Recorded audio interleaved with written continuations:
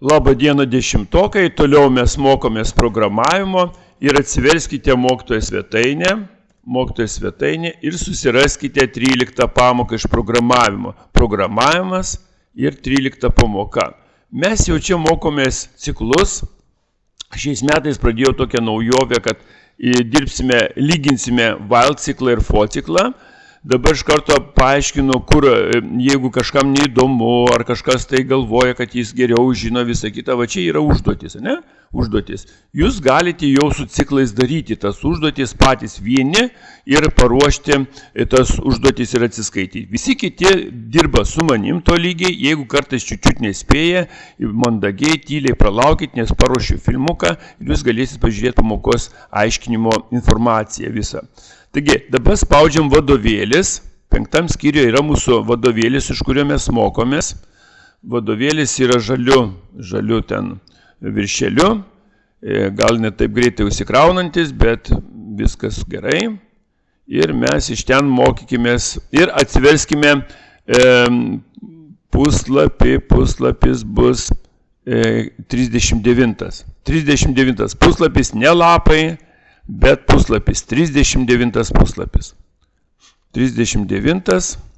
Mes praeitą kartą mokėmės ciklus ir mes aiškinome sumą. Tai dabar šiek tiek priminsiu tą sumą ir tada mes, va šitas puslapis, kur čia vat yra. Ir mes uždavinuką dabar spręsime pirmosius du. Mano noras būtų pirmosius du padaryti, nes jie labai panašus. Va, įsiaiškinti šitos pirmosius du. Aišku, per gruodžio mėnesį mes turėtume šitos visus uždavinius įsiaiškinti. Va, bet jeigu nesuspėsim, tai ir sausį nekenks toliau mokytis. Tai pabandykime šitą uždavinuką. Tai apie elektros grandinę. Tai čia bus tokie. Tai labai paprastai pasakysiu, reikia suskaičiuoti sumą 4 laidų. Yra kabelis, kabelyje yra 4 laidai. Ir tų 4 laidų reikia sužinoti sumą. Ta uždavinį yra įsprendę vadovėlio autoriai ir čia, bet jis yra klaidingas su pasenusiu kompiliatoriu. Mes turėsim jį pataisyti ir dabar kopijuojam šitą kodą. Jeigu neišeina viso nukopinti, tai turėsit kopijuoti po eilutę. Tai pabandome dabar pažiūrėti visą, kaip išeis įkelti ir įsiaiškinsim šitą pirmo uždavinio sprendimą. Tai įkeliame jį į kodė bloko programą. Į kodė bloko programą galim užsirašyti, kad čia yra 39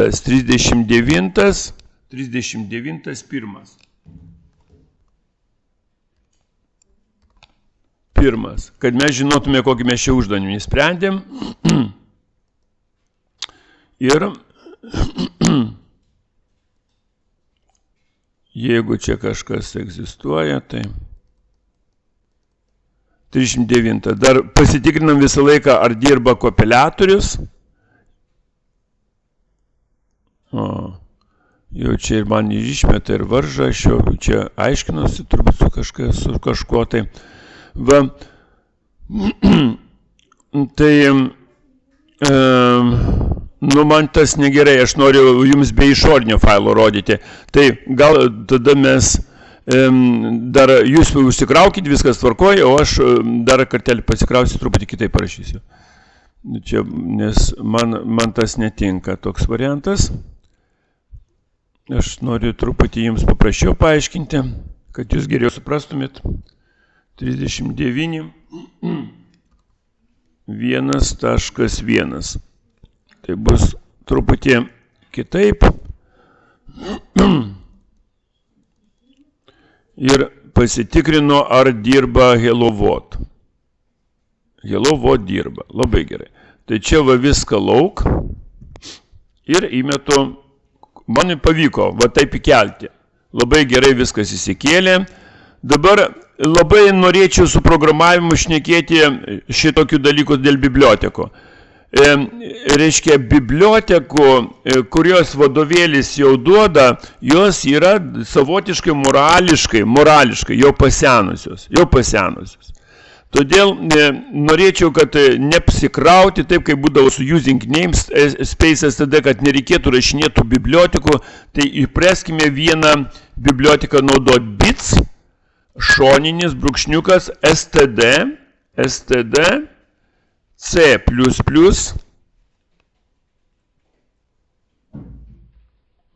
.h. Ir jinai iš karto pagauna h. Tai tada šitų jokių bibliotekų, tojos mokykliniai praktikoje reikalingos, jų nereikės. Vieną biblioteką turim ir viskas tvarkoj. Šitas sakinys yra pasenęs, jo nereikia naudoti. Prie cout eilutės jau mes žinom, kad nėra tokių jokių v, kad pasileistų čia seno kompiliatorio. L kintamasis mes kaip klaidą.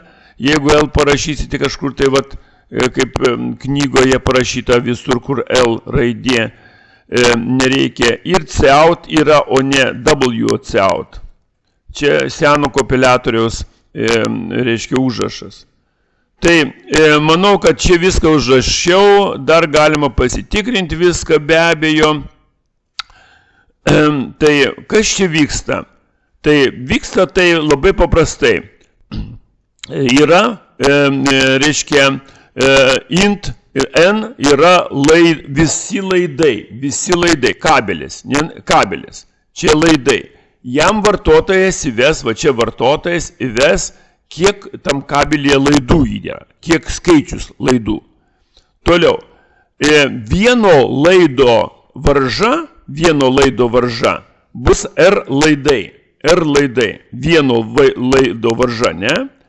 Toliau, R yra suma. Mes sudėsim po kiekvieną laidą ir sužinosime varžą, sudėję sumą.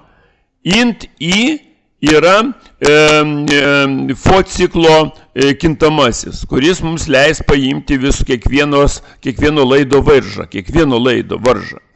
Va. Ir mes tada pažiūrėsime, reiškia, įvesdami kiekvieną laidą, susumuosim, čia R sumos kintamasis sudės su laidais ir, reiškia, ir gausis ta suma. Dabar R, kadangi yra rezultatas, tai yra nulis, nunulinta, iš karto nunulinta. Dar padidinu, kad jūs geriau matytumėt. Tai čia ta pačia pamoka, kai mes čia šnekėjome apie sumą, tai čia yra grinai tas pasikartojimas, čia suma yra. Nu gerai, tai dabar mes pasižiūrime, kokius skaičius reikės įvesti.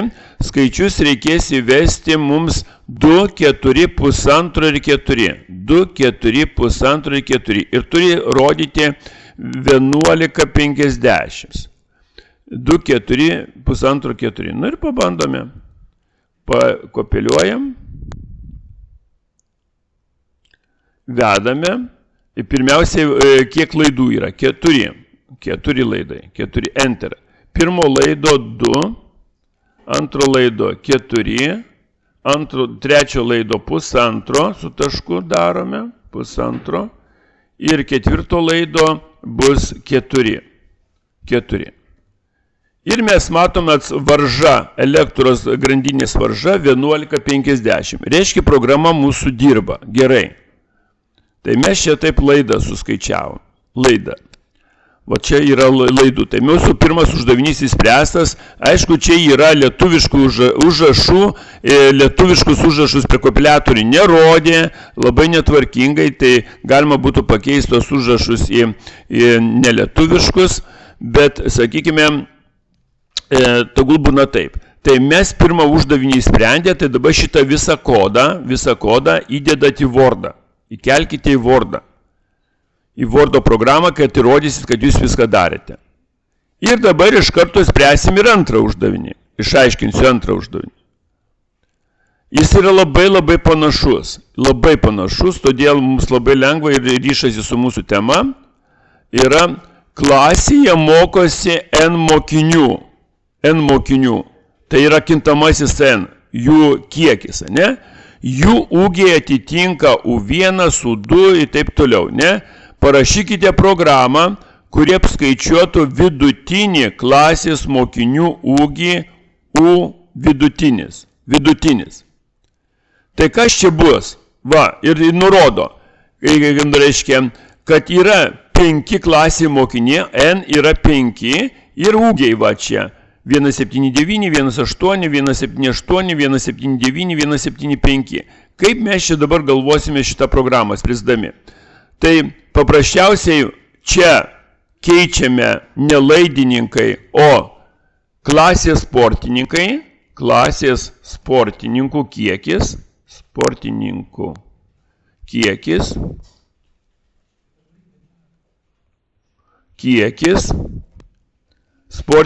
kiekis, R laidai, tai čia bus kaip U1 tas, bet nekeiskime, kad čia paskui kokią klaidą čia pakeisite, ten nepakeisite, tai parašykite sportininko ūgis,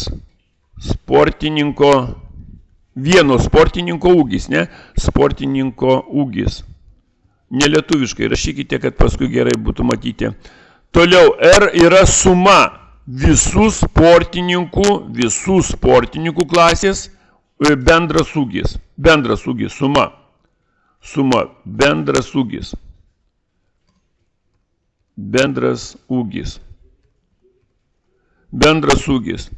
Toliau, ciklo kintamasis, kad ciklas galėtų paimti mums tuos visus. Dabar yra pirmiausia paklausima, kiek klasėje sportininkų, kiek klasėje krepšininkų, kiek klasėje, nelietuviškai rašome, kiek klasėje krepšininkų, kiek klasėje krepšininkų ir nuskaito klasės kiekį krepšininkų. R iš karto nunulinam, nes yra rezultatas ir negali atsitiktinių skaičius būti, ne? Nunulina. For ciklas bėga, o mes po jo įkišame, reiškia, sakinuką, kad jis pagriebtų ir mums praneštų vartotojui, kad įveskite kiekvieno sportininko ūgį. Įveskite sportininko ūgį. Įveskite sportininko ūgį. Nu ir su tuo R laidai įveda. Nu ir ką toliau suskaičiuoja R plus R laidai ir gausi sumą. Mes dabar tik tai sumą darom. Tai bendra, reiškia, čia galim užrašyti sportininkų ūgių vidurkis. Sportininkų ūgių vidurkis. Bet mes pirmą pasidarom sumą, nes jeigu sumos nepadarysi, tai negalėsi ir vidurkio padaryti. Tai pirmą pasidarom nuo sportininkų ūgį. Ir dabar pasižiūrime, kokie ten to ūgiai. 179, 18, 178, 179, 175. Tai jūs man dar garsiai pasakysite, gerai, aš dabar suvesiu ir jūs patys įvesite. Tai pirmas yra, dabar va, kai ciklas eina, tai pirma dabar, kiek klasėje krepšininkų. Tai yra pirmiausia 5 krepšininkai. 5 krepšininkai. Toliau pirmo krepšininko ūgis 179. Antro yra 180, taip? 180. Trečio 178, taip? 178. Ketvirto 179 vėl, taip? 179 ir paskutinio? 175. Va. Nu ir pasižiūrime. Rodo sumą. Čia rodo sumą 891. Programa dirba. Labai šaunu. Dabar padarysime, reiškia, vidurkį. Tai vidurkis visą laiką daromas iš kiekio. Jūs šito sutinkate, ne? Tai jeigu čia mūsų suma, tai mes galim dalybos ženklą dėti ir N parašyti. Čia galim padaryti. Galime padaryti ir čia skaičiavimą. Čia sužinojom sumą, skliausteliuose padarome va tokį dalyką. Skliausteliuos R laidininkai, jis suskaičiuoja ir padaliname iš N. Tai kurį norit tokį pasirinkite, neturi jokios reikšmės, kai pasirinksite, turi būti tik tai, reiškia, teisingai. Tai aš pasirinkau tą paprasčiausią, ten R padalinti iš N, o čia netaikiau šito. Bet galima, čia jokių problemų. Jeigu čia taikai, tai supras, kad ten negalima taikyti, čia plikas R eina.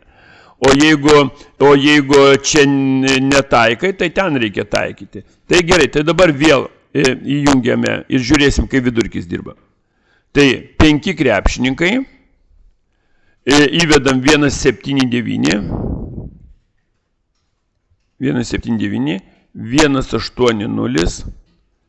178, 179 ir 175. Taip atrodo, ne? Ir gaunasi 178, 20 ir vadovėlio autoriai, 178, 20, tą sako, kad tai teisingas atsakymas.